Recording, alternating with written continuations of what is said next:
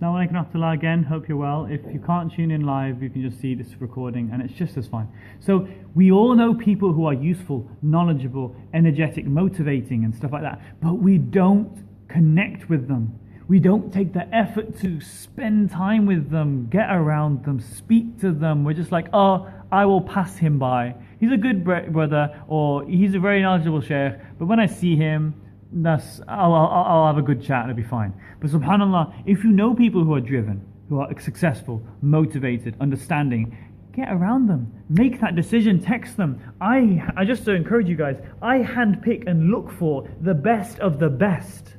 I try to find them. I try to find people who are the best of the best in the field, and I spend time with them.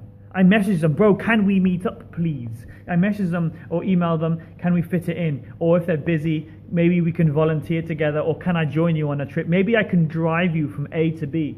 Why? I physically want to handpick and get around as many people of high caliber as possible. You're upon the deen of your companion. So my friends, handpick and try find the best of the best and get around them. People say choose your friends wisely, but I don't think many people actually do it.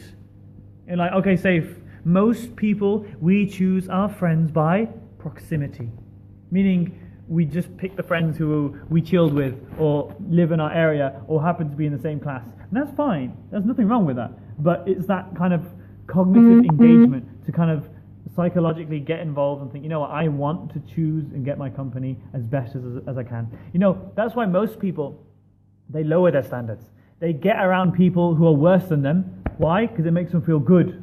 You know, that's why they watch, this Jerry Springer or what's his name, Jeremy Kyle shows, Why do people watch those shows? Because they look at them and think, my life is so darn good compared to him. Look at them, I feel good. You don't need to raise your standards. Just find someone else with lower standards and you'll feel good about yourself. And if you do that, my friends, that's an illusion. SubhanAllah. So just to kind of raise that kind of game there, to push and grow. So that's the first thing. Also, really important, value your time.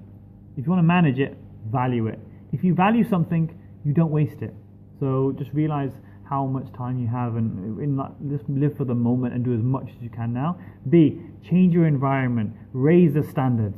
Find anyone who's an expert in their field and ask them about it, question about them. And number C, I really want to mention this, is to be proactive. Proactive means focus on what you can control instead of what you can't control. Most people focus and live and blame and point their fingers at things they just can't control, like the past. It's gone now. Or the government.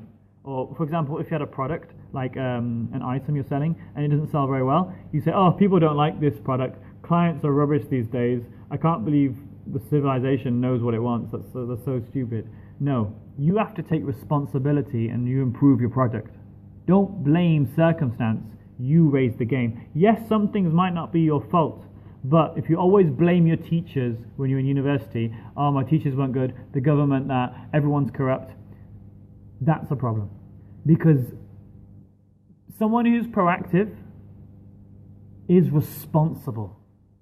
And if we look at the word responsible, response-able. You have the ability to respond. So meaning you take responsibility for what happened here. For example, I'll give you a real example. Right now, I got here, came in Scotland, and I got this Wi-Fi ready for this Facebook Live, but it was late.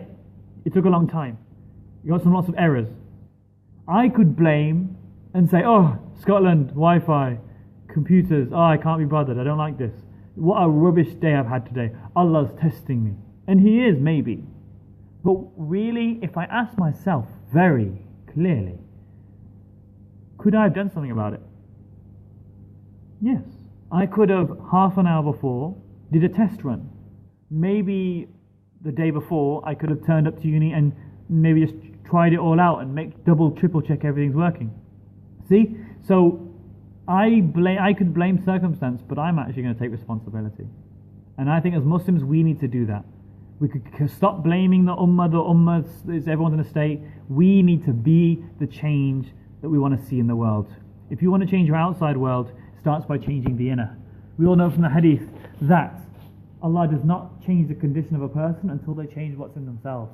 So if you want to grow and do and get more out of life, then do more, learn more, give more. And that starts with one single first step. If you take a step towards Allah, what happens? Allah takes a greater step towards us. But it's down to that initiative that you have to take that step first. Sometimes Allah's waiting for us to see what we'll do. So if you're listening to this right now, I believe there are no coincidences in life. You're listening to this, you're listening it for a reason. And I wanted to send my message out to you, before whenever Allah's decreed for me, while I'm alive, I'm going to do as much as I can. Push yourself past the limit you think you can, for Allah's sake. Oh Allah, I know I've messed up, I know I had a terrible past. Whatever you've done in life, my friends, Allah can forgive you, and Allah will forgive you, inshallah, if you turn back to Him. If you're walking, talking, breathing and living, if you're listening to this right now, the doors of Tawbah are open. And you have to take that step to get closer to Him and to connect with Him. And inshallah ta'ala, we can get so much more out of life. The journey of 1,000 miles starts with one single step.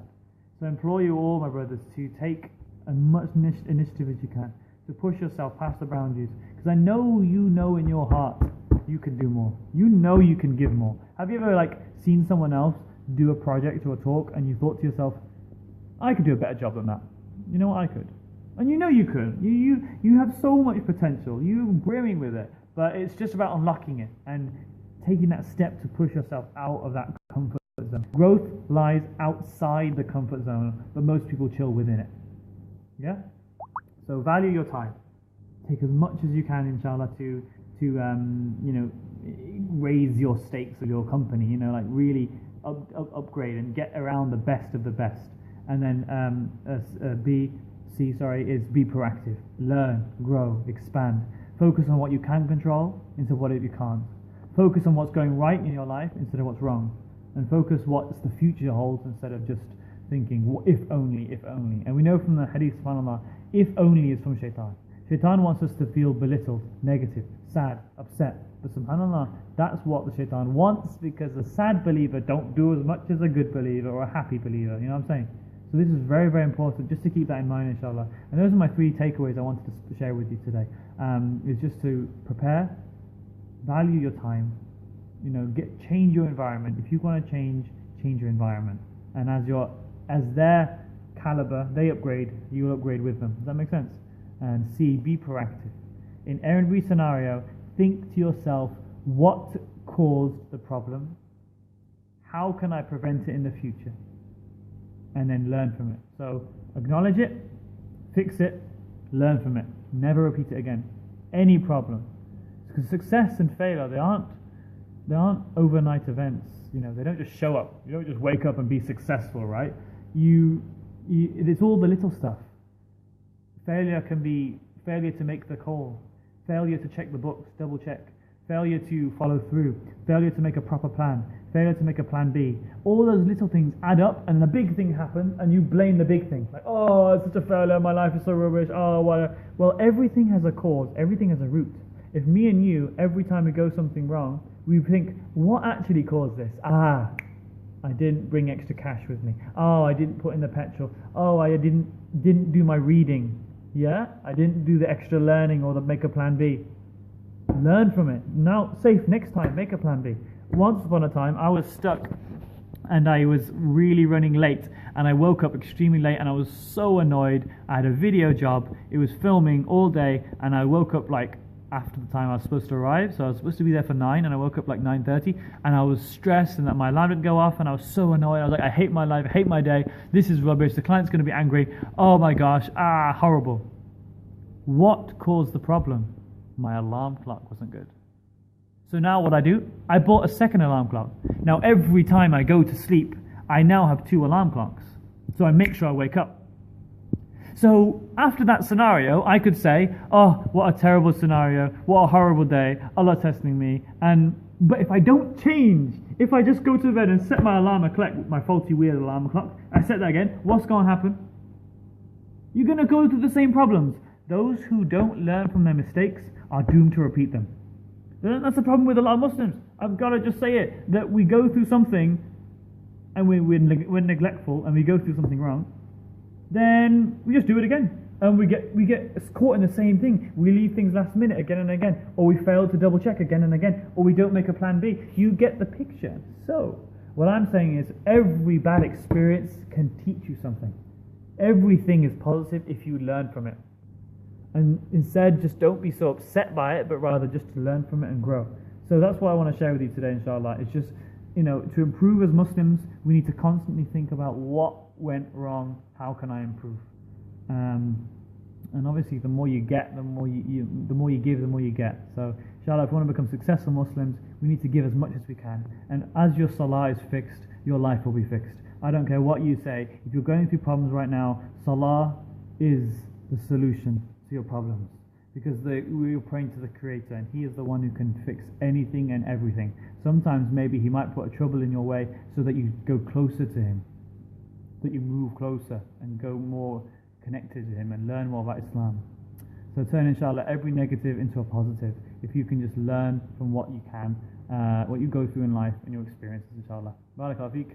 Assalamu alaikum wa rahmatullah. Thank you so much to Team Espresso for hosting me. And alhamdulillah, this is my first Facebook Live, and inshallah, every time I'm going to get better and better and better. Once I do like 50 of these, that repetition is the mother of skill. The more you do something, so don't be afraid to try things out, even if you're not sure how it's going. Yeah, everyone has to start somewhere. You keep taking that action every day and see where Allah can take you, inshallah. Okay, that's very much it, really. Thanks so much. Assalamu alaikum wa rahmatullah.